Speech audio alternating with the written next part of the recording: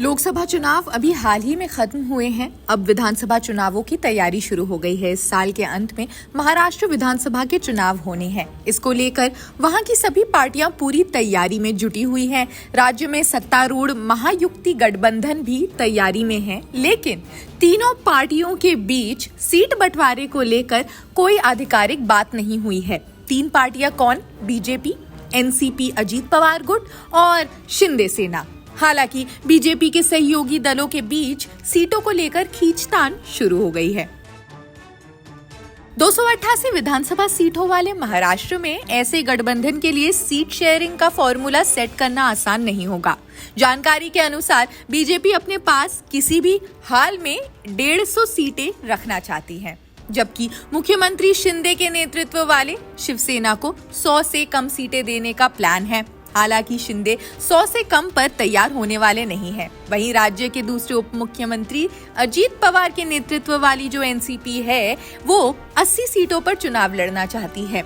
ऐसे में लगभग 40 सीटों को लेकर पेच फंसता हुआ नजर आ रहा है। इसको लेकर अब बीजेपी अपने सहयोगी दलों से बातचीत करके इस गुत्थी को सुलझाना तो चाहेगी ही। हाल ही में बीते लोकसभा चुनाव में बीजेपी की स्थिति खराब रही। राज्य के 48 लोकसभा सीटों में से इस गठबंधन को 17 सीटें आईं, जबकि महाविकास अघाड़ी को 30 सीटों पर जीत मिल गई। लोकसभा चुनाव परिणाम में बीजेपी को हुए नुकसान के बाद से ही विधानसभा चुनाव में सहयोगी दल उस पर दबाव बना रहे हैं। वर्तमान स्थिति की बात करें तो बीजेपी के 106 विधायक, जबकि शिंदे के नेतृत्व वाली शिवसेना के 40 विधायक हैं।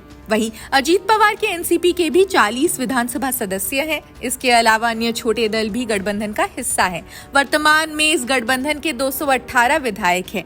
ऐसे में बीजेपी को अपने मुख्य दो सहयोगी पार्टियों के अलावा अन्य छोटी पार्टियों का भी ध्यान देना होगा। अब जानकारी के मुताबिक ये भी बताते हैं कि बीते गुरुवार को अजीत पवार और देवेंद्र फडणवीस नई दिल्ली में गृह मंत्री अमित शाह से मुलाकात कर चुके हैं।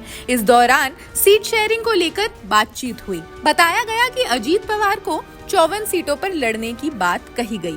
वहीं उनके पार्टी के नेताओं का दबाव है कि 80 से 90 सीटों पर चुनाव लड़ना चाहिए। पिछले विधानसभा चुनाव में अविभाजित एनसीपी ने 120 सीटों पर चुनाव लड़ा, जिसमें से 54 सीटों पर उसे जीत मिली थी।